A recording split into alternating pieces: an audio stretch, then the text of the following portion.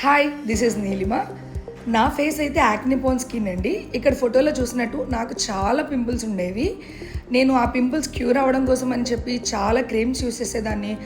2 or 3 times dermatologist దగ్గర కూడా వెళ్ళాను. బట్ వాళ్ళు ఇచ్చిన మెడిసిన్ కూడా యూస్ చేసిన తర్వాత నాకైతే ఏం రిజల్ట్ లేదండి. నాకు చాలా చెప్పాలంటే చాలా డిప్రెషన్లోకి వెళ్ళిపోయి చాలా ఏడ్చేదాన్ని ఈ పింపుల్స్ చూసుకొని. మా ఫ్రెండ్ ఒకరు నాకు సజెస్ట్ చేశారనమాట.